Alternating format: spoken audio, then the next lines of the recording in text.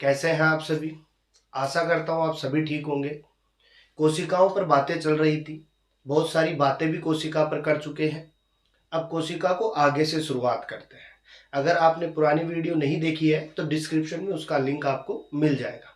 ठीक है, अब आगे शुरुआत करते हैं। तारककाय को उठाते हैं।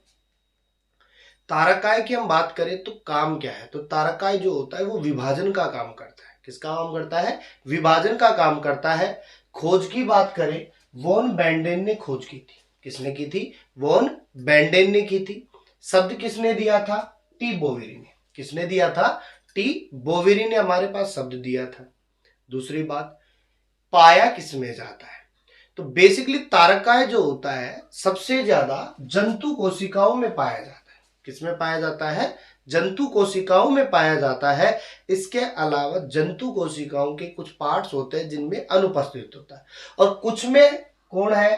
परिपक्व आरबीसी। कौन है? परिपक्व आरबीसी, जो लगभग हर जगह अपने पास में अपवाद स्वरूप पाई जाती है। इसके अलावा कवक में, जिम्नोस्पर्म में, एंजियोस्पर्म में, अर्थात पादपों के अंतर्गत तारककाय जो होता है वो बहुत कम पाया जाता है, ना के बराबर पाया जाता है। तारककाय के निर्माण की बात करें तो तारककाय जो होता है दो तारक केंद्रों के मिलने से होता है। किनके मिलने से होता है? दो तारक केंद्रों के मिलने से होता है। और तारक केंद्रों को हम क्या कहते हैं? सेंट्रियोल कहते हैं। क्या कहते हैं? सेंट्रियोल कहते हैं। और ये 90 डिग्री के कोण पर उपस्थित होते हैं, एल शेप्ड होते हैं, अर्थात एल शेप्ड में पाए जाते हैं। तारक केंद्र किससे बनते हैं?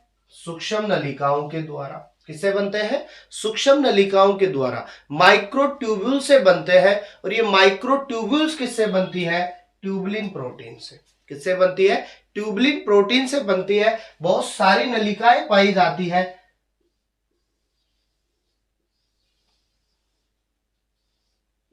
बहुत सारी नलिकाएं मिलकर के हमारे पास में तारक केंद्रों का निर्माण करती है। ये जो नलिकाएं होती है किससे बनती है? ट्यूबुलिन प्रोटीन से। या ऐसे कहें कि तारककाय की जो संरचना होती है 9+0 या 9:3+0 के समान होती है। यानी परिधि के अंतर्गत 9 तंतु पाए जाते हैं। किससे बने हुए? ट्यूबुलिन प्रोटीन से बने हुए पाए जाते हैं। और ये जब 9 तंतु एक साथ मिलते हैं तो हमारे पास में कॉट व्हील के समान संरचना बनाते हैं, अर्थात गाड़ी के पहिए के समान संरचना बनाते हैं। क्योंकि बात करें तो तारककाय जो होता है विभाजन तल का निर्माण करता है, विभाजन करता है, दो कोशिकाओं में बंटवारा करता है। अगर कोशिकाएं टूट रही है तो नई बनवाने का काम करता है। ठीक है, शुक्राणु में पुच्छ का निर्माण करता है। किसके द्वारा? तारक केंद्रों के द्वारा। शुक्राणुओं में हमारे पास में जो गति मिलती है शुक्राणु को, वो पुच्छ के द्वारा ही मिलती है। ठीक है, इसके अलावा तारक केंद्र स्व प्रतिकृति कर सकता है, अपने आप को बना सकता है। किस प्रावस्था में बनाता है? एस प्रावस्था में बनाता है। हमने प्रीवियस वीडियो के अंतर्गत फर्स्ट वीडियो में बात की थी कि तारककाय जो होता है वो कोशिका विभाजन में सहायक होता है। और ये भी बात की थी कि सबसे तेज विभाजन जो है वो यकृत में होता है। यकृत अगर डैमेज हो जाता है, किसी कारणवश कट जाता है या टूट जाता है या डैमेज हो जाता है, तो उस प्रावस्था के अंतर्गत यकृत जो है अपने आप को बना सकता है। क्यों बना सकता है? क्योंकि यकृत में पुनरुद्भवन की क्रिया होती है। क्या होती है? पुनरुद्भवन की क्रिया होती है। और ये पुनरुद्भवन किसके कारण है? तारककाय के कारण। क्योंकि यकृत में सबसे ज्यादा तारककाय उपस्थित होते हैं, जिससे यकृत जो है दोबारा से बन जाएगा। ठीक है, इसके अलावा सबसे कम की भी हमने बात की थी, वो ब्रेन के लिए बात की थी कि ब्रेन में सबसे कम तारककाय पाए जाते हैं।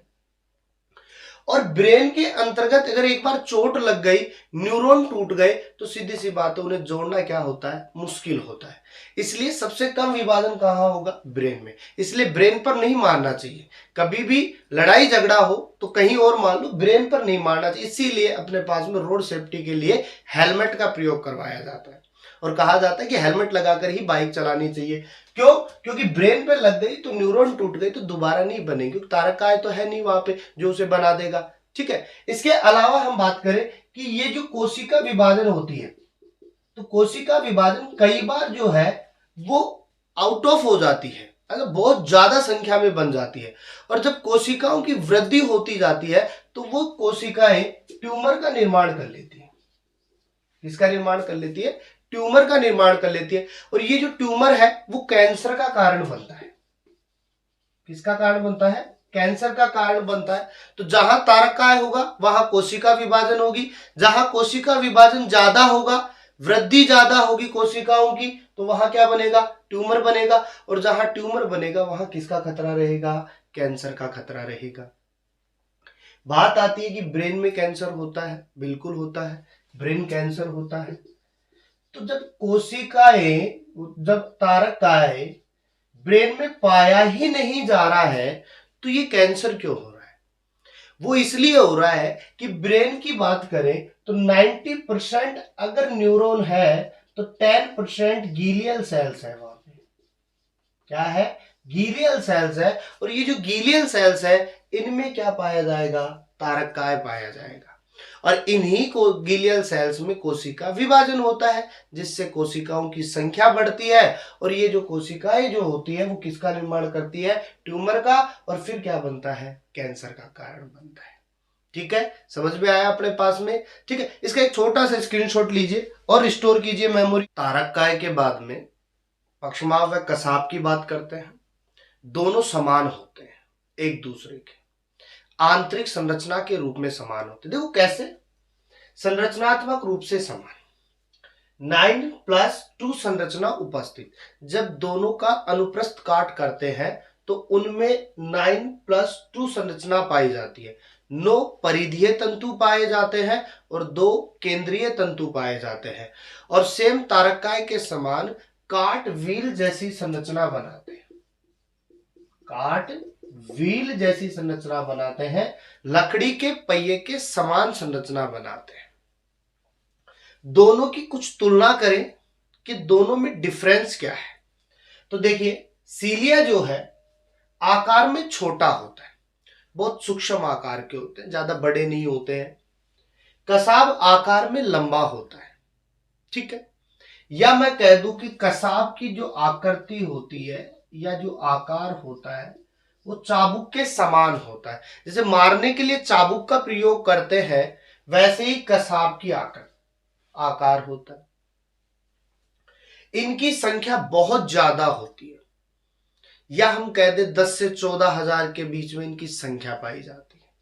लेकिन कसाब 2 या 4 ही होते हैं, ज्यादा नहीं होते हैं। पक्षमाप जो होते हैं गमन में सहायक होते हैं, सतह से चिपकने में सहायक होते हैं, भोज्य पदार्थों को पकड़ने में सहायक होते हैं। ये केवल गमन में काम आते हैं। इनका भोजन पकड़ने से कोई तात्पर्य नहीं है, इनका सतह से चिपकने में कोई तात्पर्य नहीं है। केवल किस में काम आएंगे? गमन में काम आएंगे। एक दिशीय गति, जिस दिशा में घूम गए पहले उसे पूरा करेंगे, बाद में दूसरी गति को करेंगे। क्योंकि एक साथ पाए जाते हैं तो जिस साइड में पहला सीलिया गमन कर गया उसी साइड में सारे के सारे सीलिया गमन कर जाते हैं। ये मुक्त गति करता है, फ्री लिविंग। इसका जहां मन करे वहां जा सकता है। ऐसा कुछ नहीं है कि इधर नहीं जाना तो इधर नहीं जाना, अपने पास कहीं भी जा सकता है। जबकि सीलिया केवल एक दिशीय गति करता है। अगर एक सीलिया घूम गया तो सारे के सारे सीलिया उसी साइड में घूम जाते हैं। उदाहरण की बात करें तो आप यहाँ पे पैरामीशियम को ऐड कर सकते हो। किसको? पैरामीशियम को। यहाँ पे आप युगलिना को ऐड कर सकते हो। किसको? युगलिना को ऐड कर सकते हो। और देखो, अपने हरित लवक की बात की थी, क्लोरोप्लास्ट की बात की थी, पादपों में प्रेजेंस बताया था, लेकिन एकमात्र अपवाद जंतु है जिसमें हरित लवक पाया जाता है। हरित लवक पाया जाता है। ठीक है, दूसरी बात करें, देखो इसकी संरचना मैंने बनाई है, कॉट व्हील के समान संरचना बनाई है। ये जो 9+2 तंतु है उनको बनाया है। 9 तो परिधि की तरफ उपस्थित है, 2 केंद्र में उपस्थित होते हैं। 9 परिधि की तरफ होते हैं, 2 केंद्र में उपस्थित होते हैं। चारों तरफ 2 झिल्लियां पाई जाती है प्रोटेक्शन लेयर के रूप में। एक आउटर होती है और एक इनर होती है। झिल्ली की जो मोटाई होती है तकरीबन 90 एंगस्ट्रोम की होती है। कितनी होती है? 90 एंगस्ट्रोम की होती है। तंतुओं में बात करें तो केंद्रीय जो तंतु होते हैं उनकी करीब 150 एंगस्ट्रोम होती है, और वहीं पेरिफेरल की बात करें, परिधियों की बात करें तो 360 एंगस्ट्रोम होती है। सूक्ष्म नलिकाओं से मिलकर के बने होते हैं अपने पास में, और काट व्हील के समान, लकड़ी के पहिए के समान, या कह दे बैलगाड़ी के पहिए के समान। ठीक है, तो इस प्रकार के हमारे पास में कसाव व पक्षमाप पाए जाते हैं। ठीक है, तो इसका एक छोटा सा स्क्रीनशॉट लीजिए और स्टोर कीजिए मेमोरी में। पक्षमाप व कसाव के बाद में सूक्ष्म कायों की बात करते हैं, माइक्रो बॉडीज की बात करते हैं। और ये जो सूक्ष्म काय थे एक आवरण युक्त थे। कितने आवरण युक्त थे? एक आवरण युक्त। एक आवरण पाया जाता है, और नाम के आधार पर ही इसको बांट देंगे। सूक्ष्म का मतलब छोटा और काय का मतलब शरीर, अर्थात छोटे आकार का। तो हमने क्या लिखा? छोटी छोटी या गोलाकार संरचना युक्त। लेकिन कार्य के आधार पर बात करें तो किसके समान? लाइसोसोम के समान।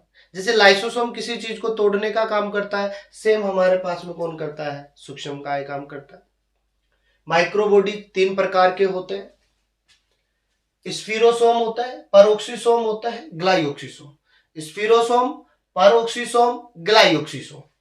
स्फीरोसोम की खोज किसने की? पार्नर ने। किसने की? पार्नर ने। शब्द किसने दिया? डेंजियार्ड ने। खोज पार्नर, शब्द डेंजियार्ड। केवल पादपों में उपस्थित। किसमें? पादपों में।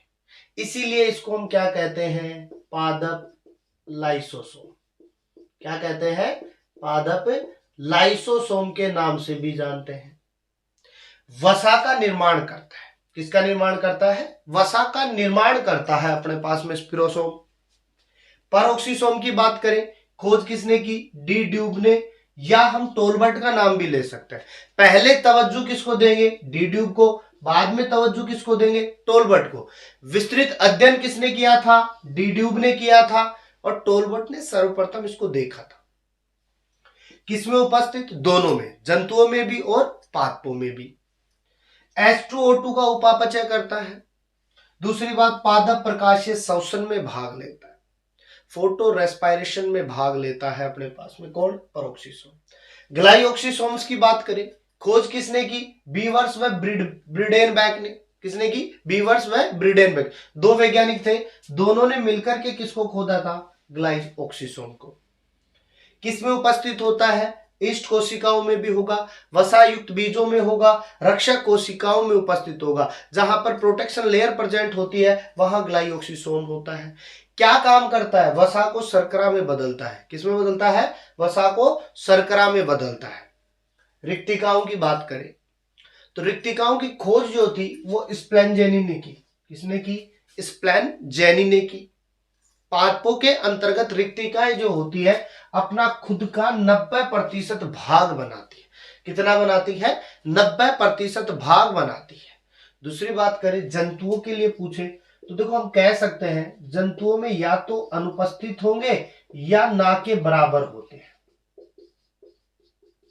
या तो पाए जाएंगे तो बहुत कम पाए जाएंगे, या अनुपस्थित होंगे, बिल्कुल नहीं पाए जाएंगे अपने पास। दूसरी बात करें, रिक्तिकाओं के चारों ओर एक आवरण पाया जाता है, और उस आवरण को कहते हैं हम, रिक्तिका के चारों तरफ आवरण पाया जाएगा, और उस आवरण को क्या कहेंगे? टोनोप्लास्ट। क्या कहेंगे? टोनोप्लास्ट कहेंगे। दूसरी बात करें यहां पे, रिक्तिकाएं कितने प्रकार की होती है? 4 प्रकार की होती है। एक रसदानी होती है, एक खाद्यधानी होती है, एक वायुधानी होती है, एक संकुचनशील धानी होती है। क्या होती है बेटा? संकुचनशील धानी होती है। रसदानी जल को स्टोर करती है, जल का संचय।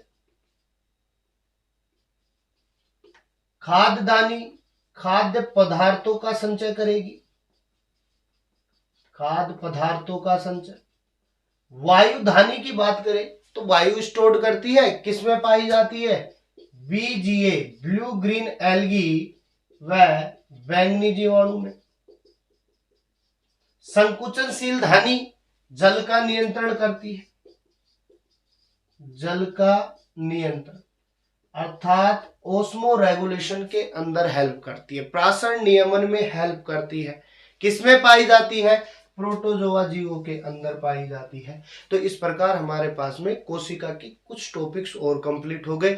नेक्स्ट टॉपिक के अंतर्गत केंद्रक के बारे में पढ़ेंगे। तो इसका छोटा सा एक स्क्रीनशॉट लीजिए और स्टोर कीजिए मेमोरी में।